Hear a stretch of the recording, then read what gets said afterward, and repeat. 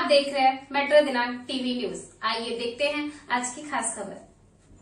मुंबई में कहानी दिन भर कार्यक्रम का आयोजन। कथाकारों ने नई भाषा, संवेदना और सामाजिक सरोकारों पर दिया जोर। मुंबई में कथा और मणिबेन नानावटी महिला कॉलेज द्वारा आयोजित तथा नेट वैल्यू द्वारा प्रायोजित कहानी दिन भर कार्यक्रम में देश भर के कथाकारों ने एक मंच पर जुटकर साहित्य, समाज और संवेदना के विभिन्न पहलुओं पर अपने विचार रखे। एक दिन में 2 सत्र, 2 मंच और 24 कथाकारों की भागीदारी वाले इस अभिनव आयोजन के उद्घाटन सत्र में प्रख्यात कथाकार बलराम ने कहा कि आज का नया कथाकार किसी एक वाद या विमर्श तक सीमित नहीं है, बल्कि वह जीवन के वास्तविक सच को सामने ला रहा है और अपनी कहानियों में एक नई भाषा रच रहा है। इस अवसर पर उन्हें 75वें वर्ष में प्रवेश पर भव्य स्वागत भी किया गया, जहां डॉक्टर दामोदर खड़से ने कहा कि बलराम ने नए और पुराने कथाकारों को जोड़ने का महत्वपूर्ण काम किया है। पहले सत्र के मुख्य अतिथि इंडिया नेट बुक्स दिल्ली के स्वामी और संपादक डॉक्टर संजीव कुमार ने कहा कि कहानी का आधार केवल व्यक्तिगत अनुभव ही नहीं बल्कि राजनीतिक विमर्श भी होना चाहिए। उन्होंने यह भी घोषणा किया कि इस आयोजन में पढ़ी गई सभी कहानियों का संग्रह इंडिया नेट बुक्स द्वारा प्रकाशित किया जाएगा। विशिष्ट अतिथि और कॉलेज के प्राचार्य डॉक्टर राजश्री त्रिवेदी ने कहा कि अच्छे कथाकार समाज के पथ प्रदर्शक होते हैं। आयोजन के उद्देश्य पर बोलते हुए कथाकार, पत्रकार और कथा के अध्यक्ष हरीश पाठक ने कहा कि भरे हुए सभागार और मंच पर उपस्थित कथाकारों को देखकर उन्हें ऐसा लग रहा है कि उनका सपना साकार हो गया है। अध्यक्षता कर रही डॉक्टर सूर्यबाला ने कहानी के महत्व पर जोर देते हुए कहा कि आज के समय में कहानी सुनने की जरूरत पहले से अधिक है ताकि समाज में संवेदना बनी रहे। उन्होंने कहा कि कथाकारों को प्रयोग करने चाहिए लेकिन संवेदनाओं को कभी नहीं भूलना चाहिए। कथा मंच के इस सत्र में डॉक्टर रविंद्र कातियान, दुष्यंत, दिव्य प्रकाश दुबे, सत्य व्यास, अशोक गुजराती, मंजूश्री, अलका अग्रवाल, रमाकांत शर्मा, मंजुला जोशी और स्मृति सुदीप की कहानियों का पाठ हुआ, जिसमें स्मृति सुदीप की कहानी अनहद नाद का वाचन कवि और अभिनेता रवि यादव ने किया। इस दौरान सभागार में श्रीमती विजया सुदीप और क्राइम पॉइंट समाचार पत्र की संपादिका कमलेश गुप्ता भी उपस्थित रही। सत्र की शुरुआत स्वागत भाषण से हुई, जिसे श्रीमती कमलेश पाठक ने प्रस्तुत किया, जबकि स्वागत विवेक अग्रवाल ने किया और संचालन दिनेश शाकुल ने संभाला। दूसरे सत्र की अध्यक्षता प्रख्यात पत्रकार और संपादक विश्वनाथ सचदेव ने की, जिन्होंने कहा कि कहानी लिखना आसान नहीं होता और एक अच्छी कहानी अपने प्रभाव से लोगों के मन पर छा जाती है। मुख्य अतिथि सुदर्शना द्विवेदी ने कहा कि कहानी सुनाने की परंपरा को बनाए रखना बेहद जरूरी है और यह आयोजन उस विश्वास को और मजबूत करता है। इस सत्र में जब विशिष्ट अतिथि सीमा कपूर ने अपनी कहानी सुनाई तो पूरा हॉल देर तक तालियों से गूंजता रहा। दूसरे सत्र में प्रगति गुप्ता, कांता राय, विमल चंद्र पांडे, रवि बुले, शिवेंद्र, जिनकी कहानी का वाचन आनंद सिंह ने किया, पंकज कौरव, रमेश यादव, नीतू मुकुल, अर्चन जौहरी, कनकलता तिवारी, पवन कुमार और वंदना जोशी ने अपने कथा पाठ से श्रोताओं को प्रभावित किया। वहीं स्मृति रश्मि रवीजा की कहानी बदलता वक्त का पाठ प्रियमवदा रस्तोगी ने किया। इस सत्र का संचालन डॉक्टर अंजू शर्मा ने किया। कार्यक्रम के अंत में रंगमंच खंड के तहत अस्मिता थिएटर समूह के अभिनेता शिव चौहान ने अंधा युग के एक अंश का मंचन कर दर्शकों को भावुक कर दिया। इस पूरे आयोजन का संयोजन डॉक्टर रविंद्र कातियान, विवेक अग्रवाल, दिनेश शाकुल, श्रीमती कमलेश पाठक और डॉक्टर अंजू शर्मा ने मिलकर किया, जिसने एक सफल और यादगार साहित्यिक आयोजन बना दिया। अब आइए देखते हैं मेट्रो दिनांक टीवी न्यूज पर इस कार्यक्रम के दौरान उपस्थित लोगों ने क्या कुछ कहा। पत्रकार ब्रजेश सिंह की रिपोर्ट में। किस तरह का संदेश देना चाहेंगे सर? संदेश नहीं, संदेश लेने के लिए आए हैं हम लोग यहाँ पर। कहानी दिन भर अपने आप में एक अनूठा आयोजन है मुंबई शहर के लिए कि सारा दिन आप बैठ कर के सवेरे से शाम तक 18 कहानियाँ या 20 कहानियाँ सुन सकें।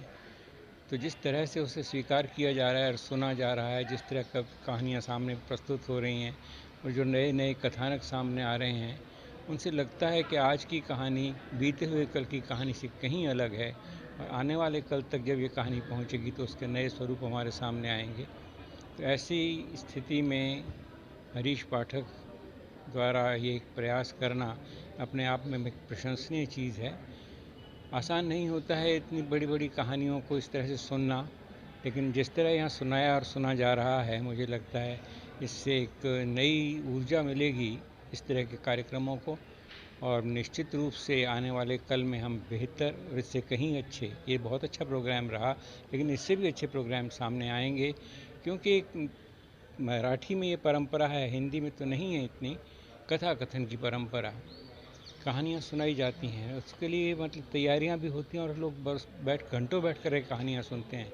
उसी तरह का एक अच्छा सा प्रयास आज हमने यहाँ देखा है और इस प्रयास की सफलता के लिए तो हमारी शुभकामनाएं उनके साथ हैं ही, हम निश्चित रूप से ये चाहेंगे कि इस तरह के और प्रयास हों, लोग इनसे प्रेरणा लें और आगे बढ़ें। कहना मैं यही चाहूँगी कि देखिए, कहानी तो हम बचपन से सुनते आ रहे हैं अपने दादी नानी सब लोगों से। खैर यहाँ दिन में था, हमारे यहाँ तो कहा जाता है कि दिन में कहानी सुनाने से मामा रास्ता भटक जाता है। लेकिन ये कहानी का बहुत अच्छा हरीश पाठक जी ने एक बीड़ा उठाया है कि जो नए कथाकार हैं, जो कहानी लिखते हैं, उनको भी एक दिन साल में मिलना चाहिए। उनकी कहानियों को सब लोग सुने और सराहें, तो प्रेरणा मिलती है आगे और कहानी लिखने की। क्या इसके बाद भी इनके कार्यक्रम में आपका आगमन रहेगा? ज़रूर, हरीश जी और कमलेश जी से तो मेरा बहुत पुराना संबंध है और वो जब भी बुलाएंगे मैं हाजिर हूँ। दरअसल क्या है कि मैं हूँ मूलतः कथाकार। पत्रकारिता मेरा प्रोफेशन रहा है। 41 साल तक मैंने पत्रकारिता की और 21 साल तक कई अखबारों का संपादक रहा। कहानीकार हूँ और मेरी किताबें हैं 5 कहानी की। तो मेरी इच्छा ये थी कि मुंबई में कविता सम्मेलन, कवि सम्मेलन, तरह तरह के सेमिनार, ये सब बहुत होता है। तो मैं धर्मयुग में था 1987, 11 साल तक धर्मयुग में रहा टाइम्स ऑफ इंडिया में, और 86 से लेकर 97 तक। तो डॉक्टर भारती मेरे संपादक थे। तो उन्होंने मुझे सरमुखानंद हॉल में एक कार्यक्रम के लिए भेजा। तो मैं वहाँ खड़ा रहा, वहाँ 7-8 लोग थे, लेकिन बगल के हॉल में बहुत भीड़ थी और लोग टिकट खरीद रहे थे। तो मैंने एक महिला से पूछा, जो तमिल थी, कि ये क्या है, यहाँ इतनी भीड़ क्यों है? तो उन्होंने कहा हम कहानी सुनने आए हैं। तो उन्हें कहानी सुनने? तो बोले हाँ, तमिल कहानी टिकट लेकर सुनी जाती है। तो मेरा एकदम दिमाग चकरा गया। मैंने कहा कि ये जिस कार्यक्रम के लिए मैं आया हूँ, जिसका इतना प्रचार है, वहाँ 20 लोग और कहानी सुनने के लिए 200 लोग टिकट की लाइन में हैं। तो जब तमिल, तेलुगु, मलयाली और दूसरी भाषा की कहानियाँ सुनी जाती हैं टिकट लेके, तो हिंदी कहानी ने क्या बिगाड़ा है? तब से मेरे दिमाग में आया कि मैं एक ऐसे आयोजन करूँगा इससे हिंदी कहानी का प्रचार हो, लोग सुनने आएँ। तो मैं 2017 से कहानी के कार्यक्रम कर रहा हूँ, सुने कहानी। उसमें एंकर कहानी सुनाता था, कथाकार अपना बैठा रहता था और समीक्षा करता था। उसमें 200 लोग आने लगे। फिर उसी से रफ्तार पकड़ी, कुछ संस्थाएं मिलती हैं, कुछ छूटती हैं। तो फिर मैंने पिछले साल तय किया कि हम अकेला करेंगे और दिन भर का कार्यक्रम करेंगे। तो वो मेरा विचार है जो आज फलीभूत हुआ है और मैं बहुत प्रसन्न हूँ कि इस तरीके के विचार को लोग पसंद कर रहे हैं। सर, देख रहे हैं काफ़ी दूर से लोग आए, जानकारी मिली कि लखनऊ से भी आए, मुझे भी, मैंने प्रतिक्रिया लिया जानकारी लखनऊ से। कितना कम से कम आपका प्रोग्राम रहेगा सर? ये आगे भी इसी तरह चलता हर साल करेंगे हम लोग, क्योंकि पिछली साल हमने 2 संस्थाओं से मिलकर किया था, तो उसमें बहुत मुझे अच्छा नहीं लगा। तो सबकी अपने अपने तरह के महत्वाकांक्षाएँ होती हैं, तो इसलिए सबका कोई वो नहीं है कि हम हर साल करेंगे। सुने कहानी दिन भर ही करेंगे। और इसका जो रिस्पांस है, सुबह 9 बजे जब मैं आया उसके पहले 17 लोग हॉल में बैठे हुए थे। सुबह 10 बजे से चल रहा है, ये 7 बजे तक चलेगा। और लास्ट में अंधा युग का एक अंश, एक अस्मिता थिएटर ग्रुप है अरविंद गौड़ का, वो लड़का अश्वत्थामा का मोनोलॉग है 12 मिनट का, वो करेगा। जैसे ही समाप्त होगा, तो अब टाइम कम है तो हम जो समापन सत्र था उसको इसमें मिक्स कर दिया है। तो उसके बाद सीधा नाटक होगा। ये मालती जोशी, निजा साहब। कमलेश गुप्ता जी जो है क्राइम पॉइंट के संपादक, हमेशा आपके कार्यक्रम में उनका आगमन। क्या नाम? कमलेश गुप्ता। अच्छा, आपके कार्यक्रम में हमेशा उनका आगमन रहता है, उनके लिए क्या संदेशा देना चाहेंगे? बहुत सक्रिय हैं वो। कमलेश गुप्ता क्राइम पॉइंट अखबार के संपादक हैं। क्राइम पॉइंट यानी क्राइम से जुड़ा हुआ अखबार कुछ तो होगा, लेकिन एक महिला क्राइम पॉइंट जैसा अखबार निकालती है, दिलेर है, मेरे कार्यक्रम में आती है, मेरी खबरों को प्राथमिकता देती है। तो मैं तो उनका बहुत आभारी हूँ और मेरी बहुत इच्छा है कि वो अखबार फले फूले, और उसके लिए मैं यदि कुछ कर पाया तो ज़रूर करूँगा। मैं डॉक्टर संजीव कुमार एक साहित्यकार हूँ और मैंने 350 किताबें लिखी हैं। आज के इस कार्यक्रम में, जिसमें कहानी आज का विषय था, हमको आने का मौका मिला, उसके लिए मैं बहुत आभारी हूँ हरीश जी का। यहाँ तक कहानी दिन भर की बात है, ये कहानी के पाठ करने को इस कार्यक्रम में शामिल किया गया और किसी प्रकार की आलोचनात्मक चर्चा नहीं हुई। कहानियाँ एक से एक बढ़कर, जो लेखक हैं, जो कहानीकार हैं, जिन्होंने कहानियाँ लिखी हैं, उनको साधुवाद। ऐसी महीन, मार्मिक और भावना प्रधान कहानियाँ कम ही सुनने को मिलती हैं, लेकिन ऐसे कार्यक्रम में ये सुविधा हो जाती है कि आप बहुत से लोगों के कहानियों को सुन सकते हैं। हरीश जी का एक ड्रीम है, सपना है, उसके लिए उन्होंने काम किया। सारे देश से लोग आए हैं और कार्यक्रम अच्छे ढंग से चल रहा है। देना चाहेंगे हमारे देखने वाले दर्शकों को, अपना परिचय दीजिए सर। मेरा नाम उज्ज्वल त्रिवेदी है। हो सकता है आपने मेरे कुछ वीडियोस इंस्टाग्राम, यूट्यूब या फेसबुक पर देखे हों। मोटिवेशन कंटेंट मैं बनाता हूं।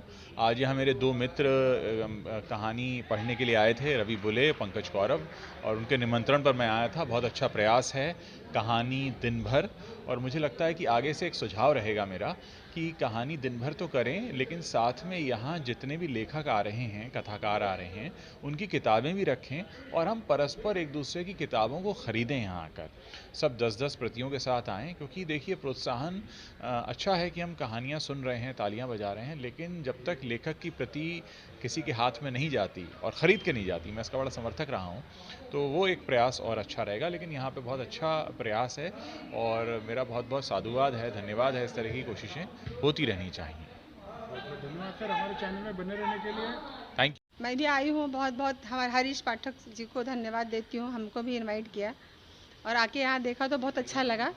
और काफ़ी यहाँ पे बड़े बड़े दिल्ली से और मद्रास से, चेन्नई से, कहाँ से लोग कथाकार, साहित्यकार आए हुए हैं। और 2 सत्र चला जिसमें कुछ 5-6 ग्रुप एक बार किया। सेकंड सत्र में 5-6 लोगों ने अपने कविता, जो भी साहित्य सुनाया, जो सुन के बहुत अच्छा लगा, जिसमें बड़े बड़े नाम थे, जैसे कि विश्वनाथ सचदेव सर थे, विनोद अग्रवाल जी हैं और अलका अग्रवाल जी थी, और काफ़ी कवियों के नाम है जो कि अभी नहीं पता, ध्यान में आ रहा, बट बहुत अच्छा लगा।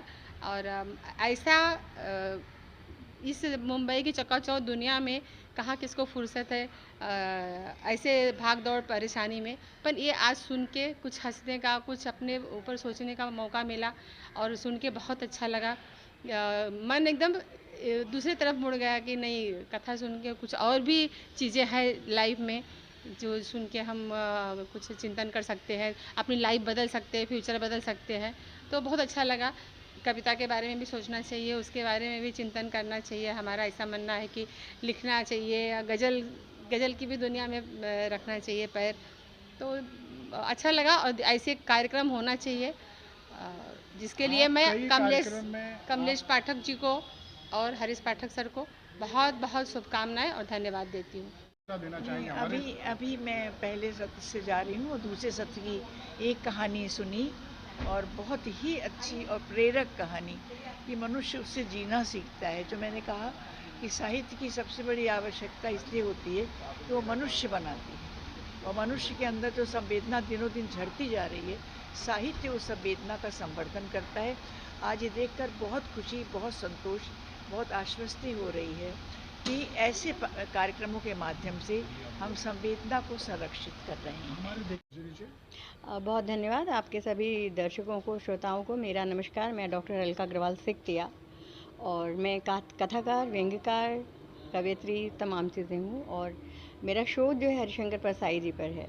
उसके अलावा मैं बहुत सारी संस्थाओं से जुड़ी हूँ। अभी मैं आपसे बात कर रही थी कि ये जो वर्तमान समय है, लोगों के पास समय बहुत कम होता है कि लंबी चीज़ों को सुने, तो लघु कथा इस समय बहुत ज़्यादा ट्रेंड में है।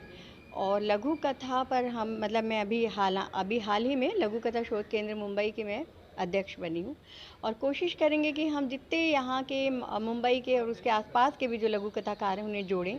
और आज यहाँ हमने जो कहानियाँ सुनी है हरीश पाठक जी और कमलेश जी, मैंने पहले बताया कि 2017 से जब इन्होंने कहानी का कार्यक्रम शुरू किया था, होता क्या है, लोगों को लगता है कविता तो सुन लेंगे, कविता 3 मिनट की होती, 4 मिनट की होती, कहानी कौन सुनेगा। तो कहानी के लिए इन्होंने एक बिल्कुल एक तरह से शुरू किया, बहुत अच्छा, जिसको यज्ञ कह सकते हैं। 3 कहानी 3 समीक्षक रखते थे, उस समय भी इन्होंने मेरी कहानी ली थी और उसके बाद में लोग इनके साथ जुड़ते गए, अलग होते गए, लेकिन अब अकेले इन्होंने आज ये पूरा जो बीड़ा उठाया है। और इनके साथ मैं ये कहूँगी कि विवेक अग्रवाल जी और दिनेश शाकुल जी भी इस कार्यक्रम को पूरा रूप देने में उन्होंने बहुत अपनी भूमिका निभाई है।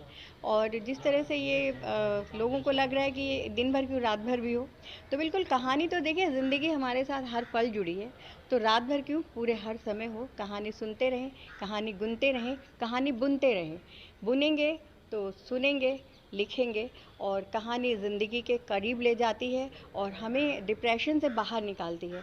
कई बार बहुत सी कहानियाँ हमारे लिए एक संदेश लेकर आती हैं और वो संदेश हमारी ज़िंदगी का एक बहुत बड़ा विनिंग पॉइंट बन जाता है। तो मुझे लगता है आज इस कहानी उत्सव से, जो कहानी दिन भर, बहुत सी ऐसी बातें निकल कर के आएंगी कि लोग अपने साथ लेकर जाएंगे और भूल नहीं पाएंगे।